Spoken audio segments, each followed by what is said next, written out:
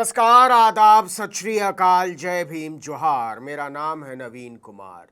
ममता बनर्जी की बहुत चर्चा है कि नीति आयोग की बैठक में उनका माइक बंद कर दिया गया। ममता बनर्जी ने बाहर निकलकर जब शोर मचाया तो सरकार के बचाव में निर्मला सीतारमण से लेकर पूरी भाजपा कूद पड़ी। ममता बनर्जी ने कहा कि मोदी को तो खुश होना चाहिए था कि वो इंडिया ब्लॉक से शामिल होने वाली इकलौती मुख्यमंत्री थी। 6 राज्यों के मुख्यमंत्रियों, तमिलनाडु के एम के स्टालिन, कर्नाटक के सिद्धारमैया, हिमाचल प्रदेश के सुक्खू, तेलंगाना के मुख्यमंत्री रेवंत रेड्डी, केरल के मुख्यमंत्री पिनरई विजयन और झारखंड के मुख्यमंत्री हेमंत सोरेन ने पहले ही नीति आयोग की बैठक का बहिष्कार कर दिया था। चंद्रबाबू नायडू जी ने बोला, उसको 20 मिनट बोलने दिया। असम का चीफ मिनिस्टर बोला, मैंने देखा गोवा का चीफ मिनिस्टर बोला, मैंने देखा छत्तीसगढ़ का चीफ मिनिस्टर बोला। वो लोगों के 10 मिनट 12 मिनट बोलने दिया। मेरे को बोलने का 5 मिनट होने का नाते स्टॉप कर दिया। I said this is unfair. Only one from opposition side, only I am presenting here. लेकिन खबर ये नहीं है कि ममता का माइक ऑफ हुआ या नहीं हुआ।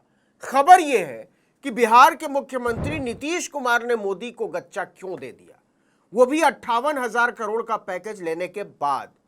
मोदी की चिंता यह है कि विपक्षी मुख्यमंत्रियों ने ही नहीं, नीतीश कुमार ने भी नीति आयोग की बैठक से दूरी बना ली। भाजपा तो नीतीश कुमार की तरह सरकार में बाकायदा साझेदार है, और इससे ज्यादा यह कहना ठीक होगा कि चंद्रबाबू नायडू और नीतीश कुमार के दम पर ही नरेंद्र मोदी तीसरी बार प्रधानमंत्री हैं। जो मोदी की चिंता की वजह है वो ये कि नीतीश कुमार ने अभी तक कारण नहीं बताया कि वो किस बात से खफा है, न ही आधिकारिक तौर पर यह कहा कि उनकी जगह नीति आयोग की बैठक में कौन जाएगा। झेप मिटाने के लिए भाजपा के दोनों डिप्टी सीएम सम्राट चौधरी और विजय कुमार सिन्हा नीति आयोग की बैठक में दिल्ली पहुंच गए। लेकिन मोदी शाह अच्छी तरह जानते हैं कि उनके दोनों लाल मिलकर भी एक नीतीश कुमार नहीं हो सकते। पटना में जनता दल यूनाइटेड के प्रवक्ताओं को पत्रकारों ने घेर लिया कि नीतीश के दिमाग में चल क्या रहा है, तो नीरज कुमार ने जवाब दिया कि यह पहली बार नहीं है जब नीतीश कुमार ने नीति आयोग की बैठक में हिस्सा न लिया हो। मुख्यमंत्री इससे पहले भी बैठक में शामिल नहीं हुए थे और बिहार का प्रतिनिधित्व तत्कालीन उप मुख्यमंत्री ने किया था। इस बार भी यही हुआ है। लेकिन पहले की बात कुछ और थी और अभी की बात कुछ और। मोदी के तीसरी बार प्रधानमंत्री बनने के बाद नीतीश कुमार का नीति आयोग की पहली ही बैठक से गायब रहना भाजपा में बहुतों को तनाव दे रहा है, वो भी तब जब नरेंद्र मोदी संसद से सड़क तक विपक्ष के कड़े विरोध और बहिष्कार का सामना कर रहे हैं और मीडिया भी उनका अंधा साथ देने से हाथ खींचता हुआ नजर आ रहा है। मोदी राष्ट्रपति भवन के सांस्कृतिक केंद्र में नीति आयोग की संचालन परिषद की 9वीं सालाना बैठक की अध्यक्षता कर रहे थे। इस मौके पर उन्होंने कहा कि देश को विकसित राष्ट्र बनाने में राज्यों की भूमिका अहम है और सबको अपना हिस्सा निभाना चाहिए। राज्य इस लक्ष्य को हासिल करने में महत्वपूर्ण भूमिका निभा सकते हैं क्योंकि वो लोगों से सीधे जुड़े हुए हैं। और जब वो ये लेक्चर पिला रहे थे तो एनडीए का सबसे महत्वपूर्ण हिस्सा ही बैठक से गायब था। नीतीश कुमार का कहीं कोई अता पता नहीं था।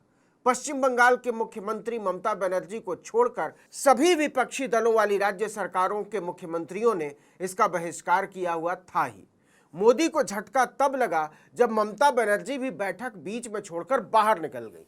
उन्होंने आरोप लगाया कि उन्हें भाषण के दौरान रोक दिया गया और इसके लिए उनका माइक बंद कर दिया गया।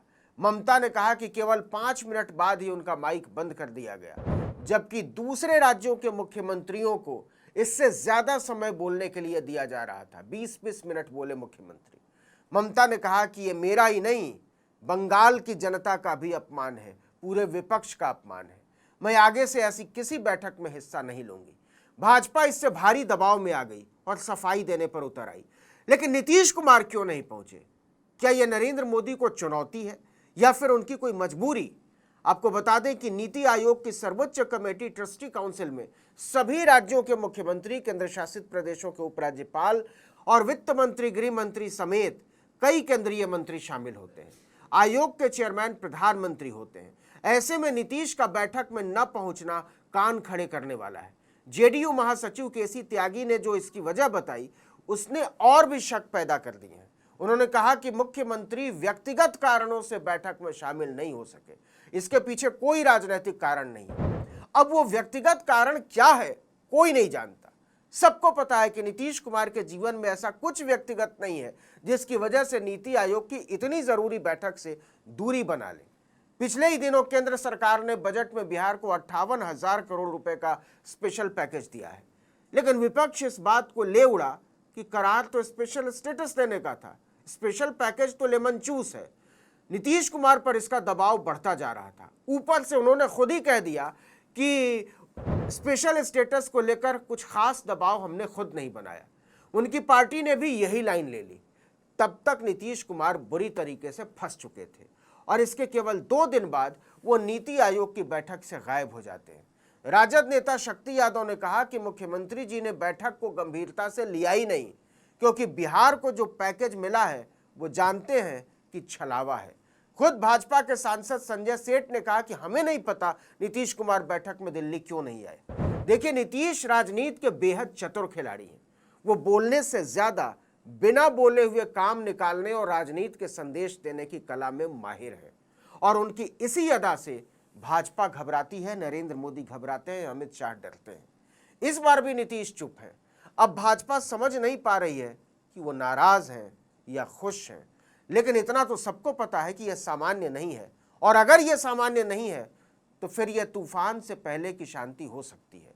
तो क्या होने जा रहा है बिहार की राजनीति में?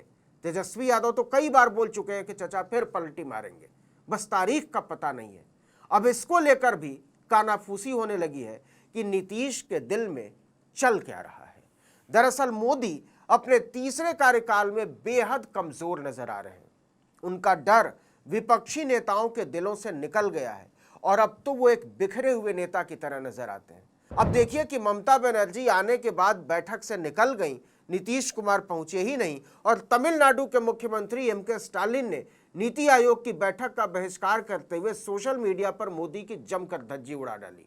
उन्होंने कहा कि केंद्रीय वित्त मंत्री द्वारा पेश किया गया बजट बीजेपी का बहिष्कार करने वाले राज्यों और वहां के लोगों के प्रति प्रतिशोध की कार्रवाई जैसा लगता है। उन्होंने इस बजट को इंडिया गठबंधन को वोट देने वालों से बदला लेने के लिए तैयार किया है। स्टालिन ने आरोप लगाया कि केंद्र की बीजेपी सरकार लगातार तमिलनाडु की उपेक्षा कर रही है। लेकिन जो चिंता की बात है नरेंद्र मोदी के लिए, अमित शाह के लिए और भाजपा के लिए कि नीतीश कुमार अपने पत्ते खोल क्यों नहीं रहे। इस वीडियो में इतना ही, लेकिन अगर आपने आर्टिकल 19 इंडिया को अब तक सब्सक्राइब नहीं किया तो फौरन कर दीजिए।